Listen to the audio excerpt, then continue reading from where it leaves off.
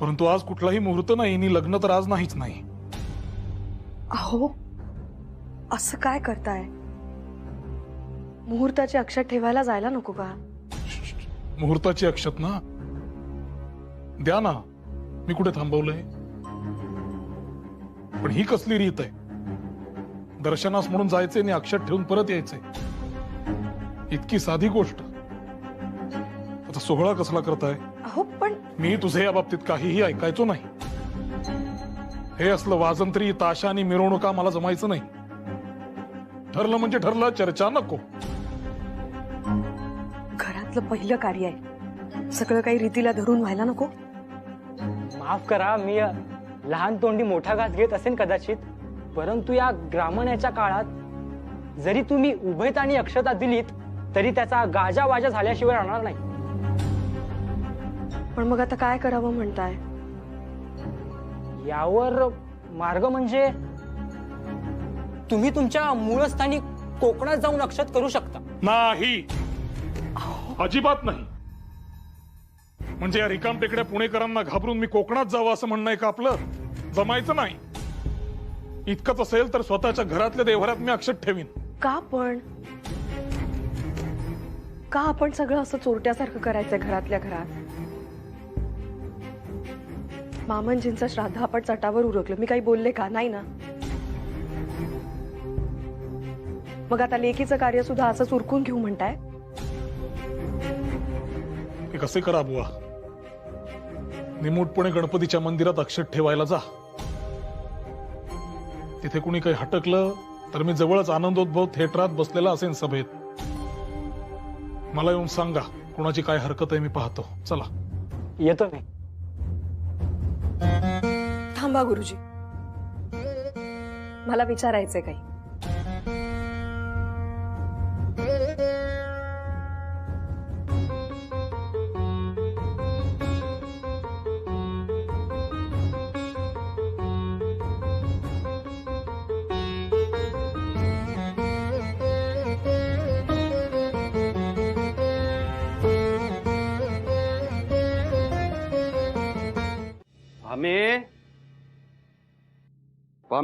मामनजी पाणी दे जरा. घ्या. जेवढी जमतील तेवढी आमंत्रण करून झाली आहेत, तर किती लोक येतात बघू. कसं करायचं हो मामनजी, तुम्हीच सांगा. आपल्या घरातलं हे पहिलं कार्य, 4 माणसं देखील आली नाहीत तर कसं व्हायचं? तेच आहे खरा. बाळ नाही म्हणतो का प्रायश्चित्ताला? तू त्याला समजावून सांगितलंस का? मी बोलू?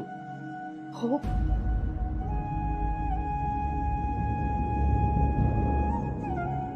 ऐकले. मुळात या विषयावर मला कोणी काही समजावणे लागतच नाही. प्रायश्चित्त घ्यायचं की नाही हा सर्वस्वी माझा प्रश्न आहे, मला ते कळते. बरं, आणि प्रायश्चित्त घ्यायचे झालेच तर ते मी कुठल्याही रीतीने, कुठेही नि कसेही घेईन. बाळ, बघितलं? आम्ही आणखी एक समस्या उद्भवली, ती आली का तुझ्या ध्यानात? आता कसली समस्या? सतत एक समस्या दूर होतीये तर नवीन उद्भवतेच आहे. माझे तर आता बाई अगदी हातपाय गळायची वेळ आली. काय झालं? अगं, बाकी सगळं करता येईल. अगदी उपाध्याय आला नाही ना तर पोथी घेऊन मी स्वतः बसेन तिथे मंत्र म्हणायला. पण आता घरात कार्य काढलंय, 4 लोक येतील, त्यांच्या स्वयंपाकाचं कोणी करायचं? ब्राह्मण आचारी आणायचे कुठून? अगो बाई, हे तर ध्यानातच आलं नाही माझ्या. आता हो मामनजी, म्हणजे मी आता मुंजीत बसू, ती तयारी करू का स्वयंपाक करू?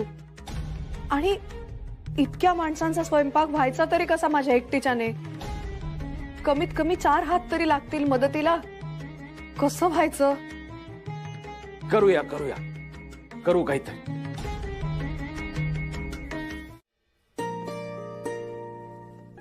अगो बाई,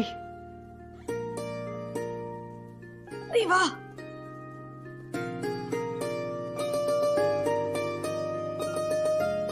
विश्वनाथ, ए विश्वनाथ, दिनू दादा आला का रे बाजारातून?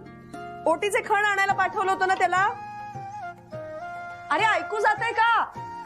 मला कुणीतरी हे पातेलं चुलीवरून उतरवायला मदत करा भाऊ.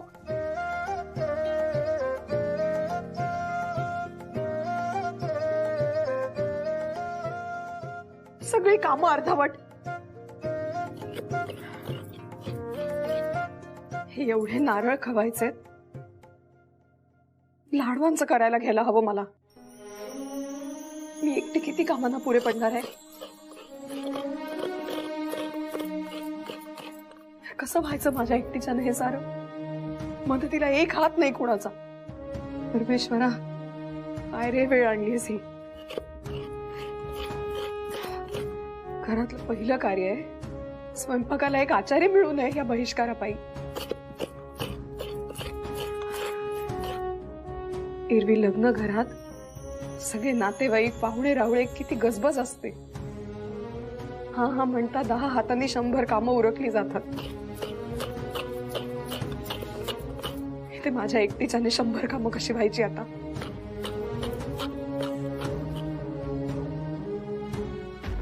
आणि टिळकाने डेक्कन एज्युकेशन सोसायटीतून बाहेर पडणे याने न्यायाच्या तराजूची पारडी तर समतोल झाली, परंतु कधी काळचे 2 जिवलग मित्र मात्र परस्परांचे कट्टर टीकाकार बनले. मनात उरली होती फक्त कटुता. टिळक आगरकरातून विस्तव जात नव्हता. असे असले तरी ह्या कुटुंबातला स्नेह मात्र पूर्णपणे संपलेला नव्हता. म्हणूनच आपल्या लाडक्या कृष्णीच्या लग्नात यशोदा काकू अगदी घरच्यांसारखी राबली. मनातल्या स्नेहाचा ओलावा असा सहजासहजी शुष्क होत नाही हेच खरे. बघता बघता गणेश उत्सव आला. यंदा काय करणार आहोत आपण ते ठरवा. गेल्या वर्षी तुम्हा सगळ्यांच्या घरच्या पूजा एकाच वेळेस आल्या आणि अंक काढताना माझ्या नाकी नाव आले.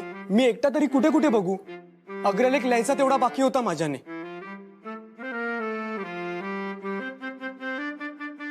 त्यात आता आगरकर गुरुजी नाहीत ना. नाहीतर लेखांची कमतरता भासलीच नसती. तसंही त्यांना ह्या सणांच्या गोंधळात काही रस नव्हता, त्यामुळे मला मदत व्हायची.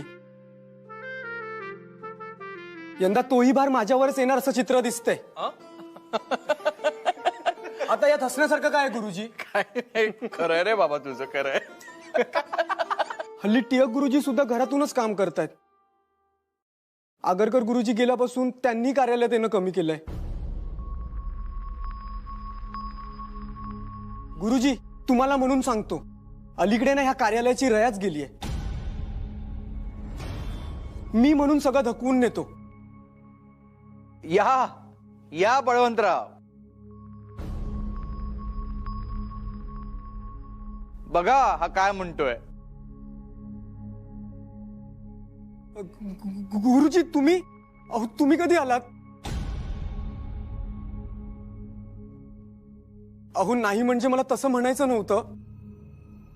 यंदा आपण काय करणार आहोत म्हणजे मला लेखांची तयारी आधीच करता येईल ना.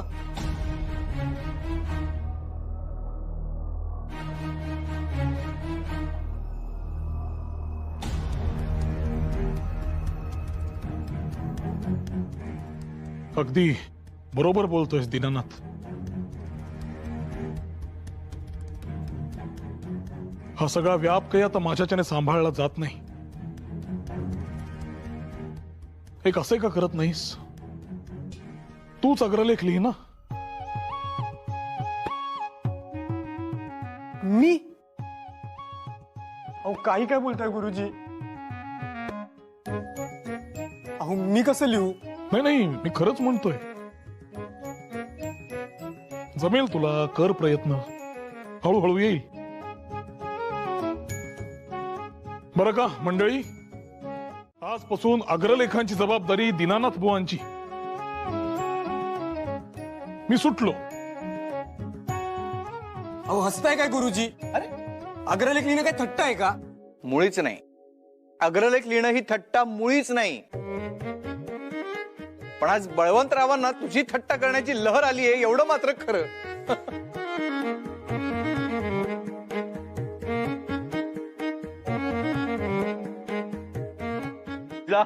कामाला जा. पण दीनानाथ, पण एक गोष्ट मात्र खरी बोललास तू. पोकळी जाणवणं म्हणतात ते हेच असावं बहुधा.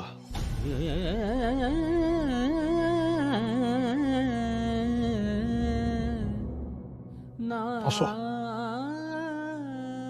कामच लागा. अग्रलेख लिहायचेत ना.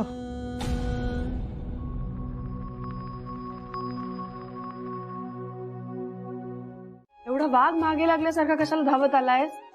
ते बाहेर काय? अरे बोल ना नीट, काय बाहेर? सगळीकडे पोलीस आहेत. आपल्या गल्लीत, तिकडे बाहेर चौकात. मी आणि दिनू दादा बाजारातून येत होतो तेव्हा बघितलं आम्ही. पोलीस? काय रे, काय झालंय? आज ते नागोबाची मिरवणूक निघते ना. मिरवणुकीत वाजवल्या जाणाऱ्या वाद्यांविषयी तक्रार करून मुसलमान लोक दंगा करतायत की काय, या भीतीने पुण्याच्या अधिकाऱ्यांनी कडेकोट बंदोबस्त ठेवलाय. मिरवणुकीच्या रस्त्यावर 150 हत्यारबंद पोलीस आणि नंग्या तरवारीचे घोडेस्वार. आणि हे सगळं कमी की काय, म्हणून 4थ्या बॉम्बे रायफलची पलटणी सज्ज आहे. अगो बाई, एवढे पोलीस? होय. कलेक्टर मिस्टर चार्ल्स आणि पोलीस सुपरिटेंडंट मॅकफर्सन हे सगळे अधिकारी स्वतः थांबणार आहेत. काय सांगतोस? हे कठीणच म्हणायचं हे.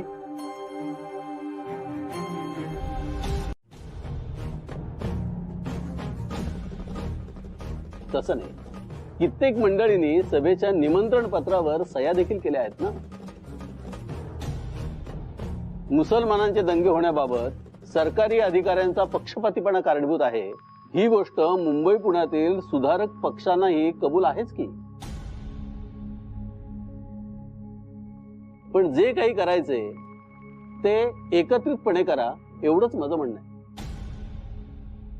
मुसलमानांचे दंगे होण्यास सरकारी अधिकाऱ्यांचा पक्षपातीपणा कारणीभूत आहे हे आम्हास म्हणजे पुण्या मुंबईतील सुधारक गटासही मान्य आहेच. होय, ज्ञानप्रकाश आणि इतर वृत्तपत्र हेच सांगतायत. आता हा ज्ञानप्रकाश 28 ऑगस्ट 1893 यात काय लिहिले आहे पहा. Some of the government officials may think it to be an agreeable pastime to make political capital out of whole affair. But how dangerous this procedure is can now very well be realized when we have experienced this year a frightful succession of disturbances. The outcry of undue encouragement of one class against another and dealing leniently with the one and harshly with the other has been often raised. And had our government taken note of this earlier, we would have been undoubtedly spared much troubles.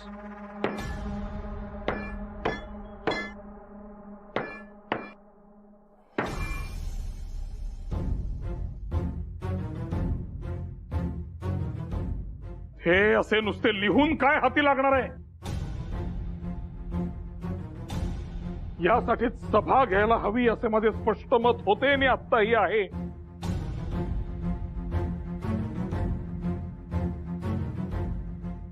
Hindu लोकांबद्दल मन कलुषित करण्याचा प्रकार देशभर चाललेला आहे हे आम्हाला कळत नाही असे नाही.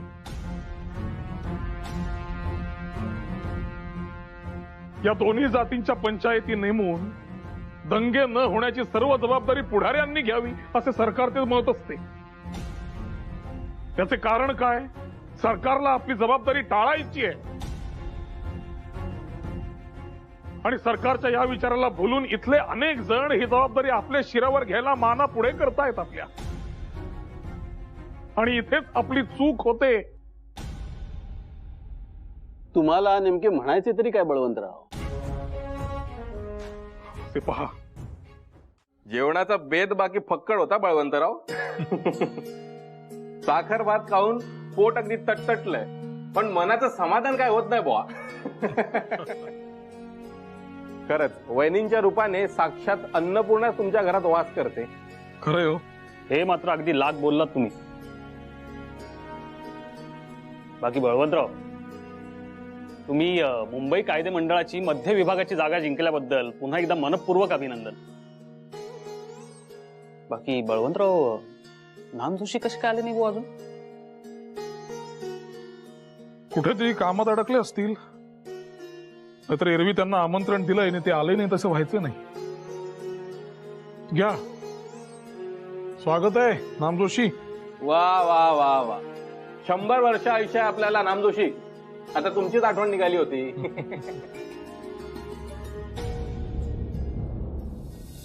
चला मग बळवंतराव, येतो आम्ही. काय नाम जोशी, आज काय मौन व्रत धारण केलं की काय? कसलं मौन व्रत आणि कसलं काय? आल्यापासून पाहतोय गप्प गप्प आहात अगदी. बळवंतराव, तुमच्या घरी एवढा आनंदाचा प्रसंग असताना तुम्हाला हे सांगणं योग्य आहे किंवा नाही मला माहिती नाही, पण नाही बोला, स्पष्ट बोला, काय झाले? गोपाळराव,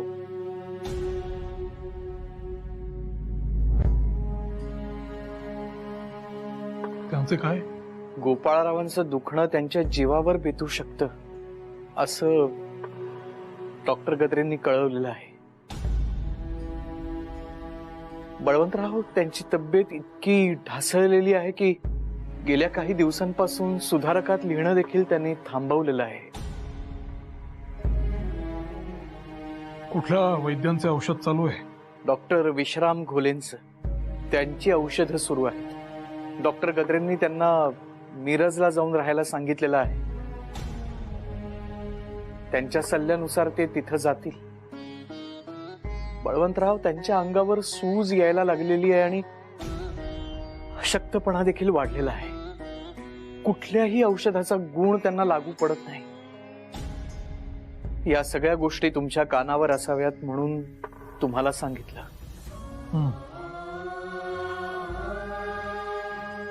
निघायला हवे मला. बळवंतराव, कुठं निघाला? गोपाळरावांच्या घरी.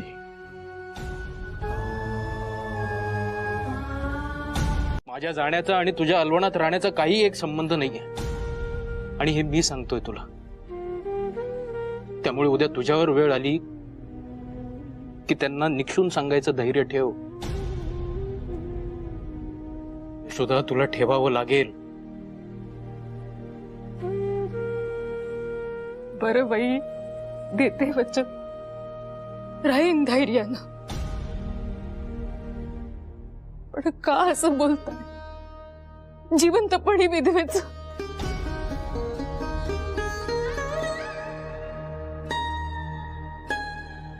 यशोदा, मला जाणीव आहे माझ्यामुळे तुझी खूप फरफट झाली. कधी नवं कोरं लुगडं नाही की दागदागिने नाही, पण तू कधीही एका शब्दाने बोलली नाहीस मला. आईची इच्छाही पूर्ण करू शकलो नाही मी. त्या बिचाऱ्या माऊलीला वाटलं होतं आपला मुलगा शिकलाय, नोकरी करून 4 पैसे कमवेल.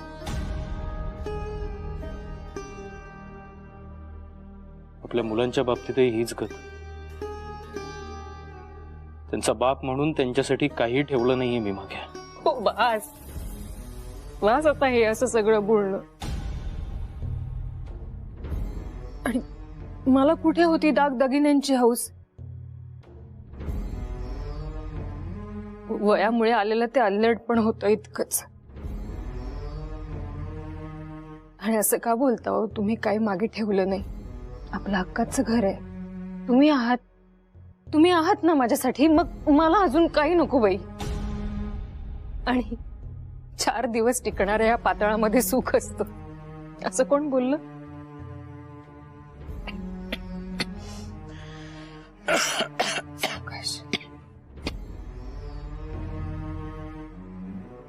हा बंगला काही आपल्या मालकीचा नव्हे, फर्ग्युसनच्या प्राचार्यांचा. उद्या माझ्यानंतर तो तुला लगेच सोडावा लागणार आहे. थांब जरा. काय हवंय मला सांगा. थांब जरा. अहो, सावकाश.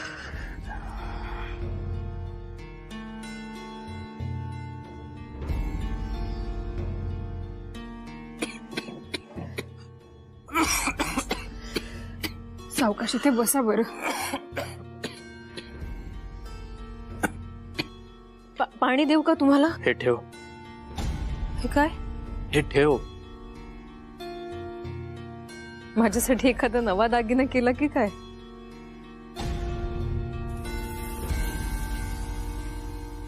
आयुष्यभर जे जमलं नाही ते आता जमेल असं वाटतंय तुला?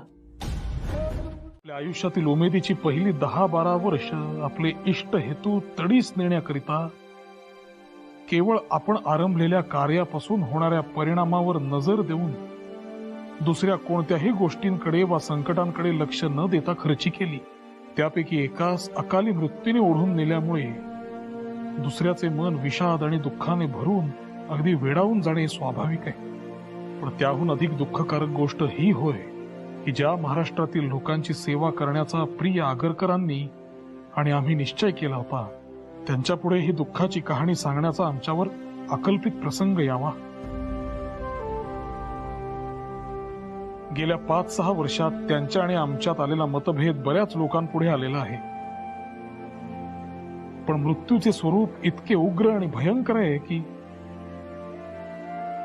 त्यामुळे बारीक सारीक गोष्टी विसरून जाऊन प्रथमतः दृढ निश्चयाने त्यांनी आणि आम्ही काही विशिष्ट लोकोपयोगी कार्य करण्याचे मनात आणले व त्यानंतर ती कार्य सिद्धीस नेण्याकरिता एक दिलाने घरी दारी किंबहुना कारागृही जे बेत केले व उद्योग केले त्यांचे तीव्र स्मरण पुन्हा पुन्हा जागृत होऊन आमची बुद्धी व लेखणी गोंधळून जाते. कित्येक वर्षे एकमेकास जी सुखदुःखे अनुभवावी लागली त्यांच्या पुन्हा पुन्हा स्मरणाने आमचे चित्त अगदी उदास आणि अस्वस्थ होऊन आयुष्याची अशाश्वतता आमच्या डोळ्यापुढे मूर्तिमंत उभी राहते.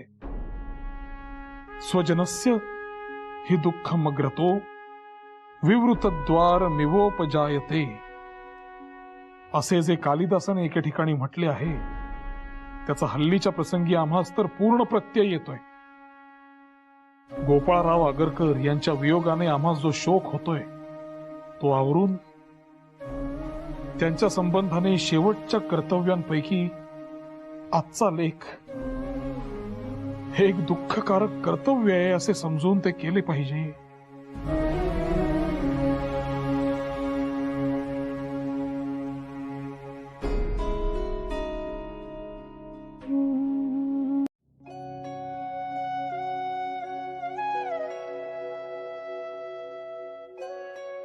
लग्न झालं आणि अगदी पोक्त बाईसारखी शहाणी झालीस हो कृष्णे.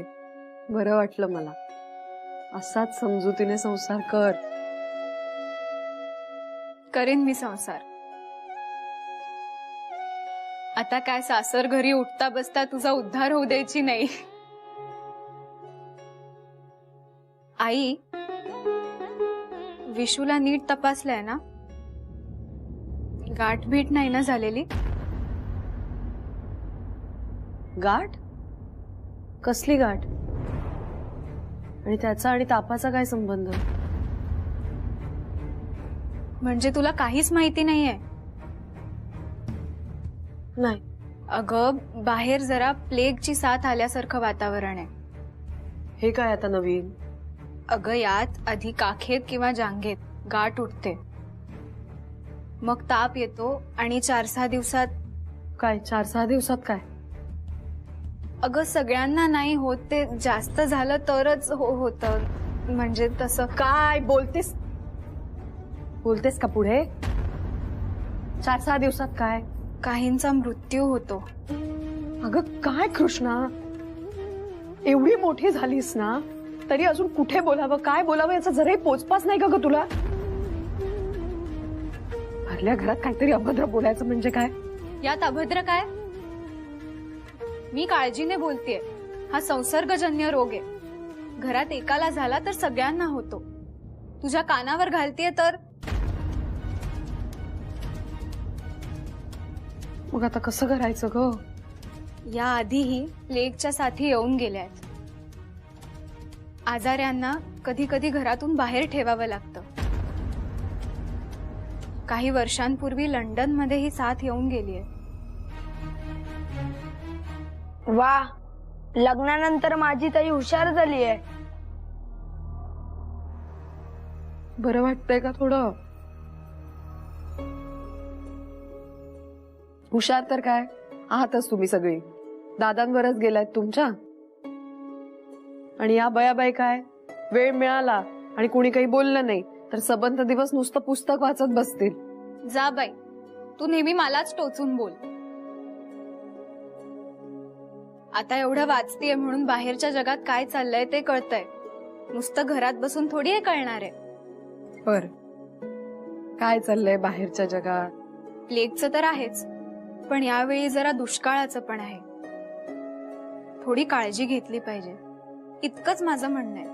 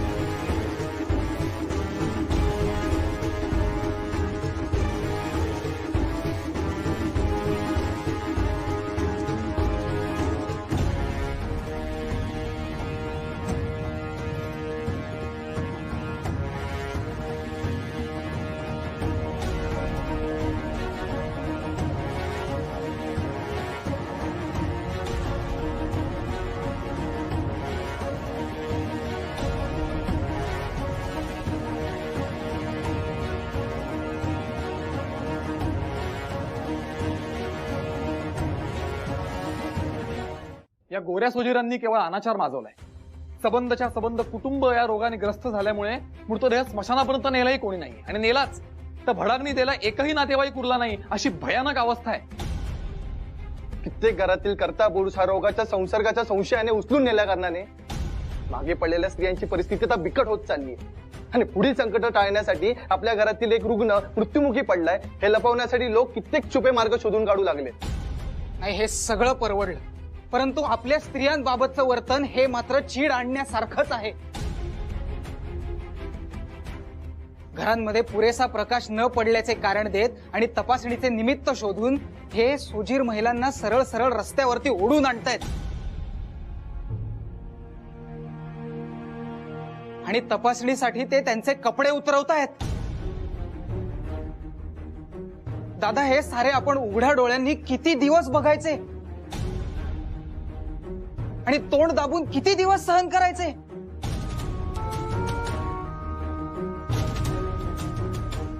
दोन स्त्रियांचा विनयभंग करण्यात आला, त्यातल्या एकीनं असं लांछनास्पद जीवन जगण्यापेक्षा मारुतीच्या पारावर आत्महत्या केल्याचं कळलंय. थांबा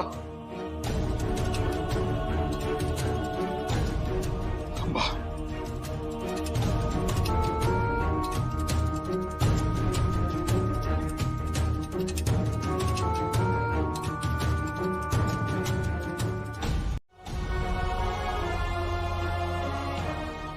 दमण्यात रक्त नाही तुमच्यात? आहे.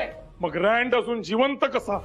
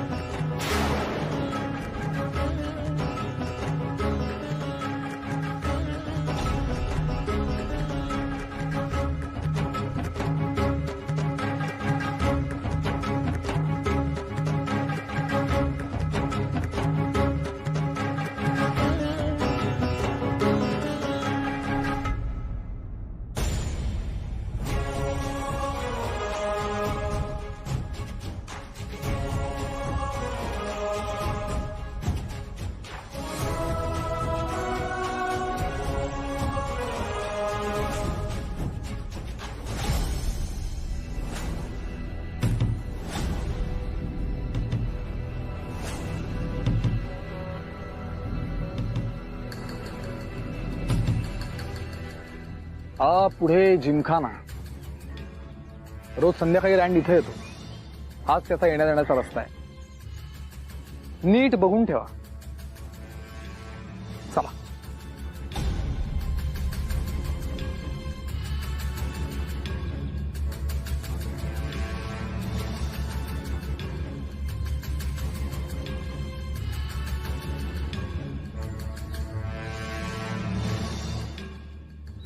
काय रे इथं काय करताय?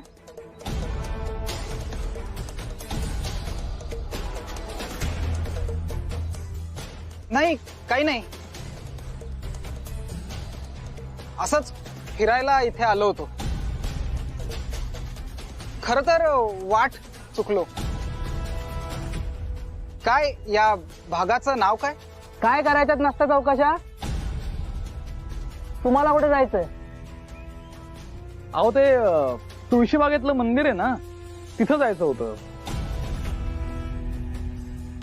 कुठून जायचं? इकडनंच ना? अहो तुळशीबाग कुठं, हे कुठं? चला पळा, मागे फिरायचं आणि पुढल्या चौकात कोणालाही विचारा, तुळशीबागेकडे जायचा रस्ता. असं असं अहो नवीन होत ना आम्ही, माहिती नव्हतं आम्हाला. धन्यवाद. या.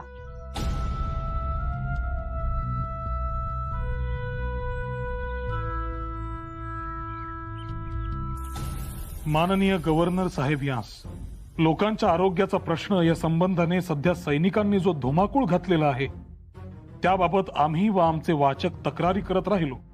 मेजवानीच्या समारंभाला आलो होतो मी, आणि परतताना काय गणेश खिंडीतून परतलो. आणि संशयास्पद हालचालींचं म्हणाल तर मला तरी परतताना काही आढळलं नाही. काय घडलंय काय नेमकं? Really? You don't know anything? Mr. Rand and Ast have been attacked.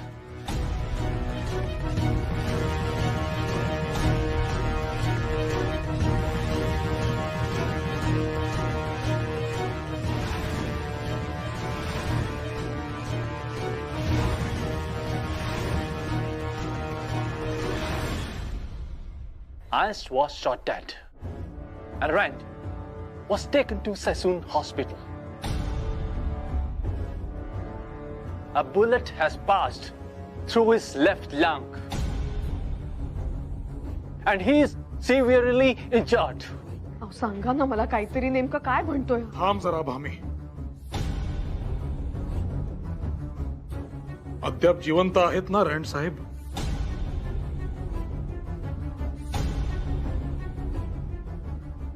तशी अवेळी येऊन माझी चौकशी करण्याचे काय कारण?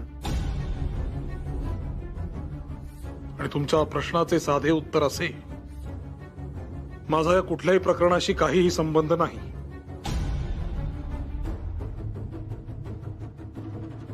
निघा तुम्ही आता. Okay, I'm going now, but I'll be back very soon. Wait and watch, Mr. Tilak.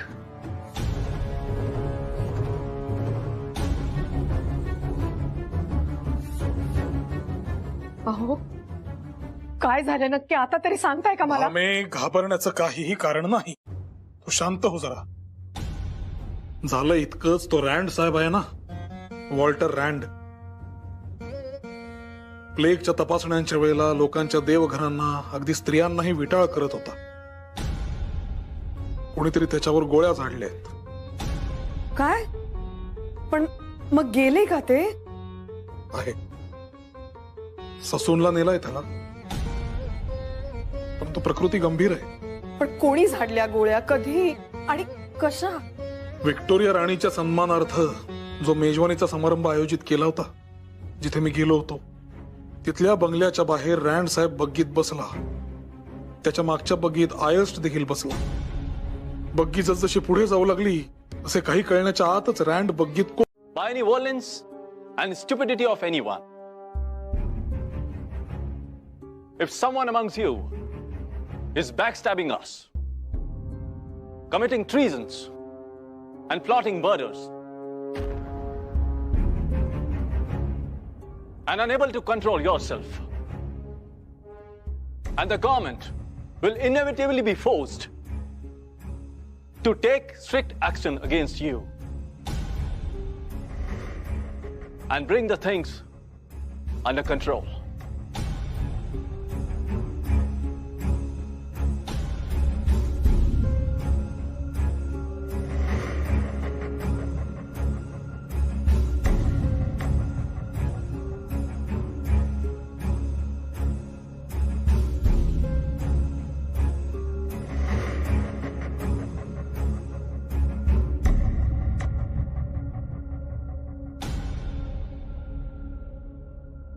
अखेर गेला तो रँड. राक्षसच होता, माणसाच्या नावावर काळीमा होता. बरे झाले गेला. पापाचा घडा कधीतरी भरणारच होता. याने तर असा क्रूर खेळ मांडलेला की अल्पावधीत घडा भरणार होता यात काही शंकाच नव्हती. पुणेकर ब्राह्मणांनी दोघा इंग्रज अधिकाऱ्यांना ठार केले अशा तऱ्हेच्या बातम्या अँग्लो इंडियन वृत्तपत्रातून आणि इंग्लंड मधल्या वृत्तपत्रातून झळकल्यात म्हणे. अहो, घटनाच अशी घडली होती की सर्व वृत्तपत्रात येणारच होती ती. रँडला संपवणे ही काय साधी सुधी घटना वाटली की काय तुम्हाला? अहो, खुन्याची माहिती देणाऱ्यांना 20,000 रुपयाचं कशकशीत बक्षीस लावण्यात आलंय. अहो, रँडचा खात्मा झाला हे तरी बरे घडले असले तरी पुण्यात या निमित्ताने प्रचंड प्रमाणात इंग्रजांचा फौजफाटा जमा होतोय हे काही बरे लक्षण नाही. आता कोणाचेच काही खरं नाहीये. कोणाचा हात असेल यात? तुम्हाला काय वाटते? अहो, पोलीस ते शोधून काढतीलच, पण पुण्याला एखाद्या लष्करी छावणीचे स्वरूप यावे तसे हे झाले. एक जण कोणीतरी असा वेडेपणा करतं आणि मग सगळ्यांनाच भोगावं लागतं. आपण याच वेडेपणा म्हणता? अहो, हे राष्ट्रकार्य झाले. तुमच्या माझ्यात हिंमत नव्हती. आपण निमूटपणे हा छळ सहन करत होतो. डोळ्यात देखत घरच्या स्त्रियांना रस्त्यावर उघडे केलेले पाहत होतो. पण कोणीतरी हिंमत दाखवून सूड घेतला, हे चांगलेच झाले. तर काय? आणि काय हो, रँड जिवंत होता तेव्हा तो मरावा म्हणून जोगेश्वरीला नवस बोलला होतात ना तुम्ही. बरं, माझी अशी अटकळ आहे की सरकार आता सगळ्या बड्या लोकांना अटक करेल बहुतेक. हे प्रकरण असे सहज तर नक्कीच सोडून देणार नाही. इतक्या मोठ्या अधिकाऱ्याचा खून झालाय असे म्हटल्यावर हे सगळे घडणारच. इलाज नाही त्याला. केसरीतले लेख वाचलेत का? बळवंतरावांना अजिबात भय नाही का वाटत असे काहीतरी लिहायला? Why is there so much rage against Rand and Pune? Since General Gatkar has done a remarkable job in Bombay, Mr. Rand was requested to follow the same method in Pune. But it was of no use. These complaints were ignored. मी इथे येण्यापूर्वी तिथे काय घडत होते हे प्रत्यक्षात पाहिले आहे. जुलुमाचे तपशीलवार वृत्तांत मी वाचले आहेत. पुण्यातील वृत्तपत्रे गेले 3 महिने हे वृत्तांत छापत आहेत. मी लंडनमध्ये आल्यापासून माझ्याकडे अनेक खासगी पत्रे आलेली आहेत आणि ज्यात निर्दयी अत्याचारांच्या नव्या घटना नोंदवलेल्या आहेत. मी 5 मार्चला पुणे सोडले आणि त्यानंतर प्लेग समितीकडे एकावर एक अर्ज करण्यात आले. समितीच्या नियमांची पायमल्ली होत आहे याकडे लक्ष वेधण्यात आले, परंतु या सगळ्या तक्रारींकडे दुर्लक्ष करण्यात आले. आयुक्त मिस्टर रँड यांच्याकडे भेटीस गेलेल्या प्रतिनिधी मंडळास उद्धट वागणूक मिळाली. Then why did you not take it to the Bombay government? Of course, yes, we did that. परंतु मुंबई सरकारला आवाहन केले असता भारतात ज्याला प्रतिष्ठा म्हणतात तिचा आदर राखण्याच्या अट्टाहासापायी एकदा सुरू केलेले धोरण मागे घेतले गेले नाही. त्यामुळे पुण्यातील तपासणीचे काम हे सैनिकांच्याच हाती ठेवण्यात आले आहे. हिंदुस्थानातील जनतेच्या रीती परंपरांबाबत काहीही माहीत नसणाऱ्या या गोरा सैनिकांनी त्यांचे जगणे हराम करून ठेवले आहे अशी माझी माहिती आहे.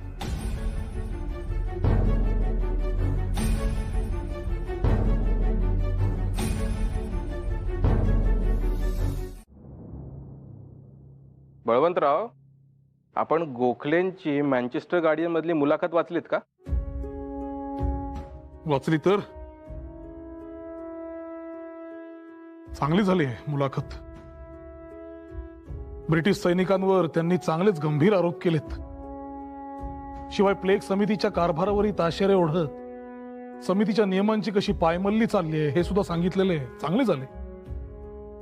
पण लॉर्ड हॅमिल्टन म्हणतायत की गोखलेंनी केलेले हे आरोप द्वेषातून आलेले आहेत. हे पहा, तसे पाहता या आरोपात तथ्य आहे आणि त्या आरोपांच्या समर्थनार्थ पुरावे गोळा करणं सुद्धा शक्य आहे. बळवंतराव, आपल्या मागे लागलेले शुक्ल काष्ट पण इतक्यात टळत नाही असे दिसते. आपण त्यांच्या नजरेखालीच असू. आणि माझ्या कानावर हे सुद्धा आलंय की पुण्यात गुप्त पोलीस फिरतायत आणि विशेषतः तुमच्यावर लक्ष ठेवून आहेत. हे काही नवीन आहे का आम्हाला? राष्ट्रहिताचे कार्य करणे, अगदी विचार करणे, हे सुद्धा ब्रिटिश सरकाराच्या दुर्बिणीखाली आपणहून जाऊन बसण्यासारखे झाले. त्याला आता काही पर्याय नाही.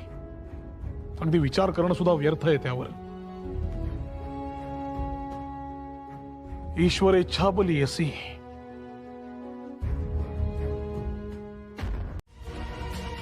ती माझी प्रकृती नाही ब्रुईन साहेब.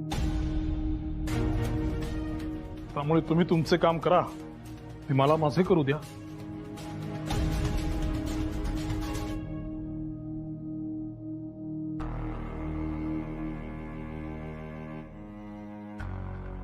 All right, Mr. Tilak. Mister Bruin, आणखी एक, मी काही तुमच्या कामाआड येणार नाही, कारण माझा कायद्यावर विश्वास आहे. आणि या एका घटनेमुळे पुणे शहराच्या नावावर काळीमा फासला गेलाय असं जे तुमचे लॅम्प साहेब म्हणतात, ते देखील मला मान्य नाही. माझे मत निराळे आहे. आणि ते मत काय हे काही मी तुम्हाला सांगायला बांधील नाही.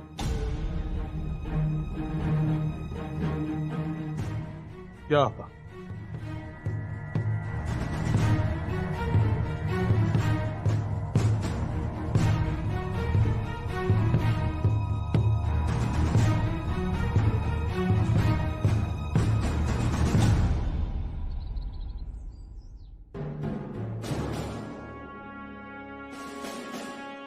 I'm sure that Tilak is not completely involved in this case. But I'm sure he is aware. He won't say it that easily.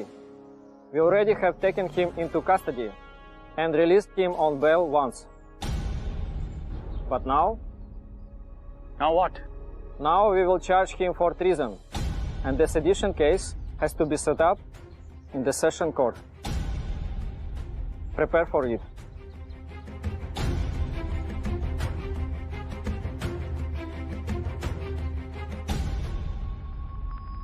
साधे त्रैराशिक मांडून सुटणारे गणित आहे. हा एवढा लांबचा घास कशाच घेतोस? पुन्हा सोडव, त्याशिवाय पुढचे गणित नाही. थांबा, मी बघतो. बघ जा.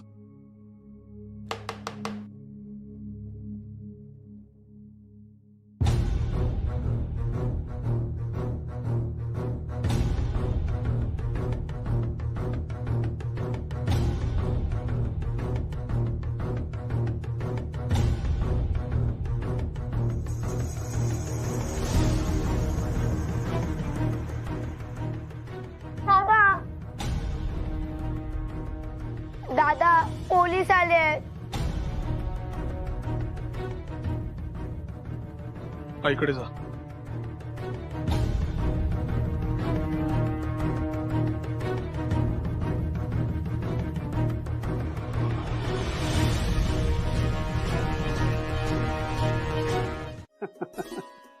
ते तुला नाही कळणार, अजून तू लहान आहेस.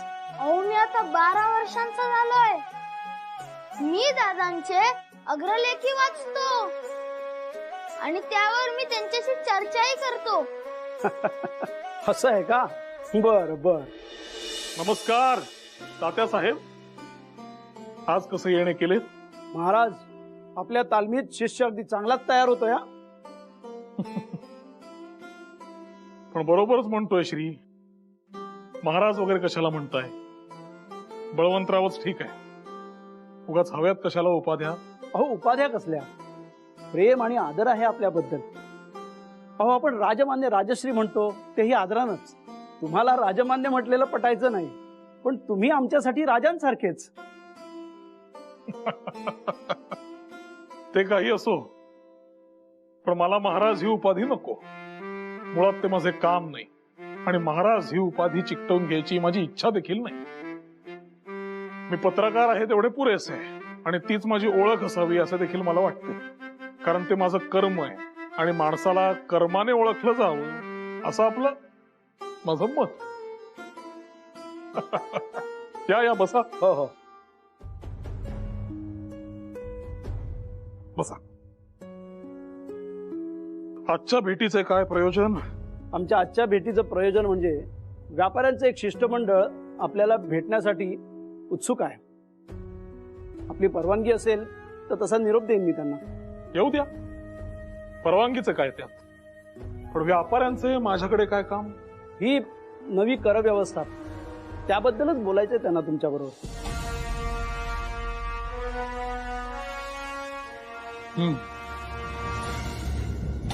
देशात जनहिताची कामं होत आहेत, नाही असे नाही.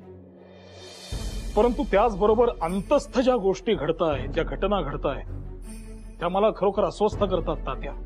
या कर्जंचेच सांगायचे तरी लक्षणं मला काही खरी दिसत नाहीत तात्या.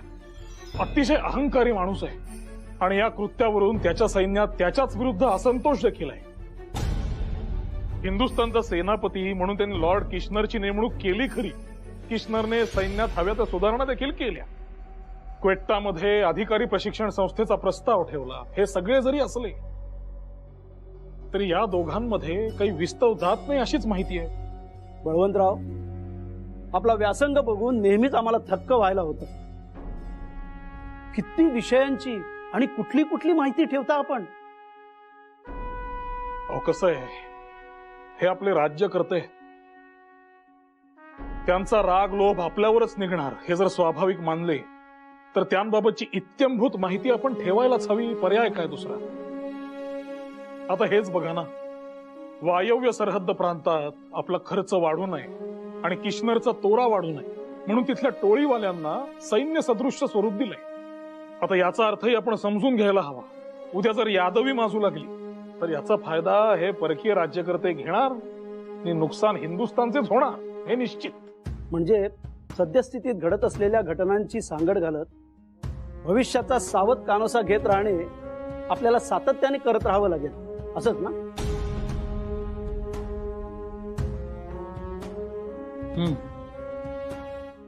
त्यांना काहीतरी आळा बसेल.